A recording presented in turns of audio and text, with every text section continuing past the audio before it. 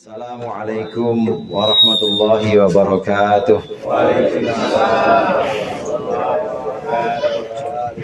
Alhamdulillah, alhamdulillahilladzi khalaqalakum min anfusikum azwaja litaskunu ilaiha wa ja'ala bainakum mawaddatan wa rahmah. Allahumma salli wa sallim ala sayyidina Muhammadin nabiyil ummah wa ala alihi wa ashabihi wa man tabi'a hudah wa walah. Amma ba'd. Hadratil mukarramin wal muhtaramin, para ustaz, para hujjaj, para sesepuh dan tokoh masyarakat, wabil khusus sahibul hajat Bapak Syahroni, guru kita Ustadz Haji Romli, segenap undangan majelis zikir dan juga majelis tasyakur pada malam hari ini yang dirahmati Allah. Saya bingung hadap mana ini? Itu orang semua ya? Kalau saya hadap sini belakangin Haji Romli kualat saya. Hadirin sekalian, alhamdulillah pada malam hari ini kita datang di sini untuk sama-sama mendoakan sahibul hajat. Pada malam hari ini kita mendoakan yang mengundang kita tuan rumah dalam rangka tasyakuran, mudah-mudahan dengan membacakan doa sama-sama, mengirimkan doa-doa dan juga bacaan-bacaan kalimah-kalimah thayyibah kepada almarhum almarhumah. Mudah-mudahan besok Allah berikan kelancaran dalam hajat sahibul bait, amin. Allah berikan keberkahan dalam pelaksanaan acaranya, dan juga Allah jadikan kedua mempelai, Allah jadikan rumah tangganya rumah tangga yang Allah penuhi dengan sakinah, mawaddah dan juga dengan rahmah, amin ya rabbal alamin.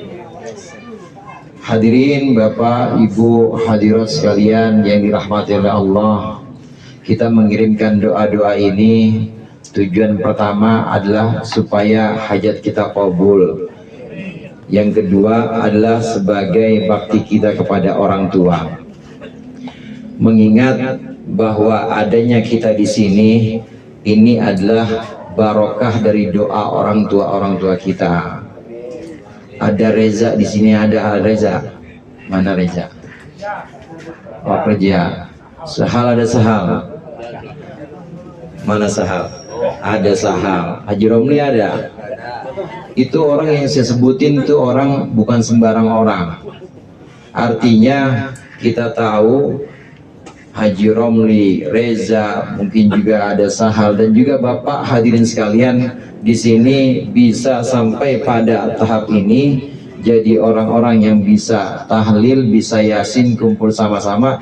Ini adalah barokah dari orang tua kita dulu. Kita boleh tanya satu persatu, mungkin Islam kita ini semua warisan, bukan? Warisan, ini berarti juga barokah dari orang tua kita, bahwa kita lahir dalam keadaan iman, dalam keadaan Islam. Jadi justrunya yang hebat sebenarnya bukan Haji Romli, yang hebat bukan Reza atau bukan Sahal, tapi siapa? Orang tuanya. Orang tuanya bisa dengan doanya, dengan menggembleng pendidikannya, bisa menjadikan orang-orang sehebat Haji Romli, sehebat Sahal, sehebat bapak-bapak yang hadir di sini. Ini semua adalah barokah dari orang tua kita dulu yang mendoakan kita. Hadirnya kita di sini untuk qabul hajat yang pertama, yang kedua juga sekalian kita untuk mendoakan orang tua kita, karena kita bisa sampai pada tahap ini adalah sebab barokah dari kedua orang tua kita. Oleh karenanya seorang anak, terutama mempelai wanita dan mempelai laki-laki pada malam hari ini, jangan lupa jasa orang tua. Kalian berdua, ada semua pengantinnya ya? Kalian berdua akan mengarungi samudra rumah tangga, akan mengarungi bahtera ini, melepas tanggung jawab, berpindah yang tadinya dari orang tua kepada diri kalian masing-masing. Maka jangan lupa juga doa orang tua kita sekalian. Jamaah rahimakumullah, kita bisa sampai pada tahap ini sekali lagi adalah karena barokah orang tua. Oleh karenanya sudah jadi tradisi, sudah jadi kebiasaan kita, kalau kita punya hajat biasanya kirim-kirim tawasul dan baca surat Yasin. Ada orang sunatan juga mau hajat sunatan, biasanya kirim-kirim tawasul baca surah Yasin juga. Ada orang kena musibah, ya meninggal juga, udah jelas itu mah pasti kita kumpul-kumpul tawasul baca surah Yasin. Ini bukti bahwa kita bersyukur kepada orang tua kita atau berterima kasih pada orang tua kita. Malam yashkurillah, malam yashkurin nas, lam yashkurillah. Orang yang tidak berterima kasih kepada jasa manusia, maka dia sama aja tidak bersyukur pada Allah. Jadi nggak bisa kita bilang, nggak bisa kita ngomong misalnya, saya mah langsung aja sama Allah, nggak ada urusan sama guru, nggak ada urusan sama orang tua, saya mah langsung sholat mah yang penting sholat, nggak ada. Nggak bisa seperti itu. Harus berterima kasih dulu kepada manusia, kepada orang-orang yang berjasa dengan kita, baru setelah itu syukur kita kepada Allah. Orang yang mengabaikan jasa orang-orang yang sudah banyak memberikan kebaikan kepada dia, itu sama saja dia tidak bersyukur kepada Allah. Tidak bersyukur itu artinya kufur nikmat kepada Allah. Na'udzubillah, tsumma na'udzubillah. Ini yang pertama yang ingin saya sampaikan. Yang kedua, hadirin Bapak Syahroni dan juga segenap keluarga besar akan melepaskan tanggung jawab dan diserahkan kepada menantunya, diserahkan juga kepada anaknya, artinya sudah berjalan masing-masing, berjalan dengan tanggung jawabnya sendiri-sendiri. Pernikahan itu adalah sebuah perjanjian yang berat. Dalam Al-Quran, saudara, ada istilah mitsaqan ghalidha. Mitsaqan ghalidha itu artinya perjanjian yang berat, perjanjian yang kuat. Ini disebutkan 3 kali dalam ayat yang berbeda. Yang pertama Allah sebutkan mitsaqan ghalidha. Ini ketika Allah mengangkat perjanjian kepada Bani Israel saat Bani Israel itu beribadah, diharuskan beribadah di hari Sabtu. Jadi selain hari Sabtu silakan mau mancing, mancing dah. Ada yang depan empang sini mancing. Kalau selain hari Sabtu mau dagang-dagang. Selain hari Sabtu pokoknya mau ambil dunia semua terserah. Tapi hari Sabtu harus berhenti. Ini Bani Israel pernah diangkat perjanjian oleh Allah untuk menjaga hari Sabtu supaya hari Sabtu ini dijadikan untuk ibadah. Namanya mitsaqan ghalidha atau perjanjian yang berat. Kemudian yang kedua, Allah juga pernah menyebutkan mitsaqan ghalidha, perjanjian yang berat. Ini untuk perjanjian yang Allah angkat antara Allah dengan para nabi. Nabi Ibrahim, Nabi Musa, kemudian para nabi lain. Ini berjanji, diangkat perjanjiannya oleh Allah untuk melaksanakan wahyu dan juga menyampaikan wahyu kepada umatnya. Ini juga mitsaqan ghalidha. Ini juga sebuah perjanjian yang berat, perjanjian yang kuat yang harus dijaga benar-benar perjanjian itu. Kemudian yang ketiga, istilah mitsaqan ghalidha, istilah perjanjian yang kuat, perjanjian yang berat, ini Allah sebutkan untuk pernikahan, saudara. Wa akhadna minkum mitsaqan ghalidha. Disebutkan dalam Al-Quran, bagaimana mungkin orang-orang laki-laki ini mengambil kembali mas kawin atau mahar sementara kalian sudah menggauli istri kalian. Wa akhadna minkum mitsaqan ghalidha, dan para perempuan itu, para istri sudah mengambil dari kalian laki-laki perjanjian yang berat. Artinya pernikahan ini bukan sembarang perjanjian. Pernikahan ini bukan satu sembarang akad, bukan, tapi adalah akad kuat di mana Allah menyebutkan sama perjanjian itu dengan perjanjian para nabi, dengan perjanjian Allah kepada Bani Israel, termasuk perjanjian yang berat. Oleh karenanya pernikahan ini kemudian harus diperkuat dengan beberapa syarat-syarat dan rukun. Di antaranya rukun-rukun yang harus dipenuhi dalam nikah itu ada 5, saudara. Udah tahu semua kan ya? Udah tahu semua ya rukun nikah yang 5. 5 rukun nikah. Ada 5 rukun nikah. Jadi jangan cuma 2. Kalau ditanya Ustaz J, rukun nikah berapa? 2. Apa aja? Yang penting ada pengantin perempuan, pengantin laki-laki jadi. Nggak boleh. Nggak sah. Jadinya apa itu ya? Jadinya bukan nikah, jadinya kumpul. Kumpul apa namanya? Kumpul kebo namanya kalau rukunnya cuma 2. Rukun nikah itu yang pertama ada laki-laki, yang kedua ada perempuan, ada mempelai laki, mempelai perempuan, 1, 2. Kemudian yang ketiga, rukun nikah harus ada ijab kabul atau ada sigot. Jadi harus ada angkah tuka wazawajituka, harus ada aku nikahkan dan kawinkan kau. Yang ketiga harus ada sigot, ijab kabul. Kemudian yang keempat itu harus ada wali. Yang keempat harus ada wali dari perempuan. Ini kenapa tadi saya sebut pernikahan adalah mitsaqun ghalidha, perjanjian yang berat. Dengan adanya wali dalam pernikahan, wali perempuan, ini menambah kekuatan untuk wanita atau mempelai perempuan, kekuatan secara diplomatik. Maksudnya secara diplomasi menjaga juga mempelai perempuan bahwa ini adalah perjanjian yang berat, tidak boleh dibuat sembarangan. Maka wali perempuan yang laki-laki itu bapaknya Pak Syaroni di sini, atau abang-abangnya, atau kakeknya kalau memang masih ada. Ini adalah orang-orang yang menjaga perjanjiannya. Jangan sampai anaknya nanti disembarangin. Kenapa disebut mitsaqun ghalidha? Karena memang harus ada wali. Wali nikah inilah yang kemudian nanti menguatkan posisi perempuan. Selain itu hadirin, selain wali nikah yang berupa bapak dari perempuan atau saudara laki-laki dari perempuan, dari pengantin perempuan, atau kakek dari pengantin perempuan, ini juga pernikahan kemudian di kita di Indonesia ini diperkuat dengan catatan dari kantor urusan agama. Ini yang membuat perempuan kemudian semakin kuat posisinya, karena kalau nikah di bawah tangan kemudian tidak ada catatan negara, maka perempuan tidak punya kekuatan secara hukum.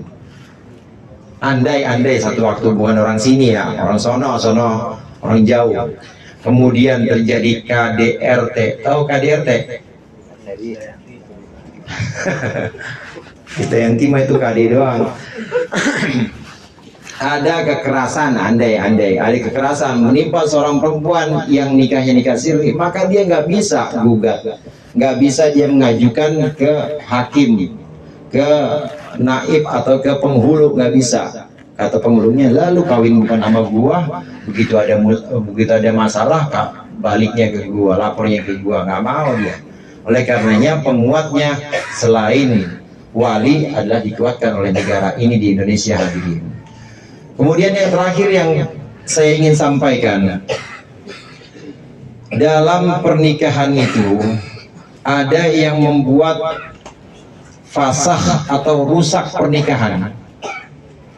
Di antaranya yaitu jika ditemukan cacat dalam salah satu mempelai, cacat yang kira-kira bisa mengurangi pernikahan itu. Contoh, ada perempuan dan laki-laki nikah, sudah ijab kabul, sudah memenuhi rukun-rukunnya semua, ternyata begitu ya, begitu malam pertama perempuannya ternyata laki, jadi pedang ketemu pedang misalnya, batal otomatis itu pernikahan, karena itu ada yang merusak akad. Apa itu? Cacat yang tadi terjadi di situ, rusak. Ini diantara yang bisa merusak nikah. Kemudian yang diantara yang memfasah atau merusak nikah itu adalah murtad atau keluar dari agama Islam. Kalau salah satu diantara pengantin selesai akad, kemudian salah satunya ada yang murtad, naudzubillah, naudzubillah. Contoh misalnya di kampung lain ada salah satunya yang murtad, maka seketika itu juga batal nikahnya. Nah, lalu bagaimana? Apakah harus dilakukan akad ulang? Tergantung. Apabila salah satu di antara dua mempelai ini murtad, ini dalam masa dia keluar agama Islam, dia keluar dari agama Islam, mulai saat dia murtad, kemudian sampai saat dia balik lagi tobat, masuk Islam lagi. Kalau masih terjadi di masa iddah, masih terjadi di masa iddahnya perempuan, yaitu 3 kali sucinya perempuan, maka tidak perlu akad lagi, cukup rujuk saja. Tapi kalau udah lewat dari 3 masa bersihan atau sudah lewat iddah, baru taubat lagi, itu perempuan yang murtad misalnya, atau laki-laki yang murtad, itu baru taubat lagi, tapi sudah lewat dari 3 masa sekian, maka tidak bisa nikah lagi, tidak bisa rujuk, tidak bisa rujuk, harus nikah ulang. Nah, kalau nikah ulang balik lagi seperti awal, harus ada walinya, harus ada ijab qabul, harus ada 2 orang saksi, dan seterusnya. Hadirin, ini yang saya pesankan, yang ingin saya sampaikan kepada hadirin, khususnya juga kedua mempelai. Pernikahan adalah sebuah ikatan yang perjanjian yang berat sifatnya, mari dijaga sebisa mungkin. Ini adalah pertama dan yang terakhir. Sebisa mungkin ini adalah menjadi yang sekali seumur hidup. Jangan melakukan hal-hal yang bisa membatalkan pernikahan atau merusak pernikahan seperti murtad tersebut. Jamaah rahimakumullah, kita doakan untuk mempelai, mudah-mudahan Allah memberikan keluarganya, Allah penuhi dengan sakinah, mawaddah dan rahmah, dan juga Allah kuatkan iman keduanya. Mudah-mudahan dari kedua mempelai ini akan lahir anak-anak, lahir generasi-generasi yang soleh dan solehah yang bisa menguatkan Islam. Sedikit saya cerita, ada 3 dedengkot kafir Quraisy hadirin. Namanya Abu Jahal, kemudian yang kedua siapa? Bukan, Al-As bin Wa'il, satu lagi Walid bin Mughirah. Ini 3 orang dedengkot kafir Quraisy yang datengin Abu Thalib dan bilang, Muhammad suruh berhenti, itu ponakan, jangan ngajarin agama baru. Ini Al-As bin Wa'il, Walid bin Mughirah, dan siapa lagi tadi? Abu Jahal. Abu Jahal kafir, Al-As bin Wa'il kafir, begitu juga Walid bin Mughirah kafir. Tapi Abu Jahal punya anak namanya Ikrimah, itu jadi sahabat. Ikrimah ini bin Abu Jahal, anaknya Abu Jahal, jadi sahabat, termasuk sahabat-sahabat yang terkemuka, sahabat-sahabat yang utama, namanya Ikrimah bin Abu Jahal. Kemudian Walid bin Mughirah punya anak namanya Khalid bin Walid. Khalid anaknya Walid, bapaknya Walid bin Mughirah. Walid bin Mughirah bapaknya kafir, tapi anaknya Khalid bin Walid jadi seorang sahabat muslim dan juga penguat pasukan-pasukan Islam. Kemudian Al-As bin Wa'il punya anak namanya Amru bin As. Ammar anaknya As. Siapa tuh As? As bin Wa'il kafir bapaknya, tapi anaknya Amru bin As ini jadi sahabat utama, yaitu sahabat yang pada masa Muawiyah ini termasuk yang banyak memajukan Islam. Yang ingin saya sampaikan di sini, bagaimanapun masa lalu seseorang, meskipun dia punya masa lalu yang tidak baik, tapi itu bukan berarti kita harus memandang sebelah mata. Artinya boleh jadi nanti ke depannya melahirkan generasi-generasi yang soleh dan solehah. Boleh jadi nanti ke depannya itu bahkan Islamnya lebih baik dan lebih unggul dibanding kita. Oleh karenanya kita tidak boleh memandang sebelah mata kepada siapapun. Mudah-mudahan bermanfaat, mudah-mudahan Allah memberi ridho kepada pertemuan kita di malam hari ini. Lebih kurangnya saya mohon maaf. Wallahul muwaffiq ila aqwamit thoriq.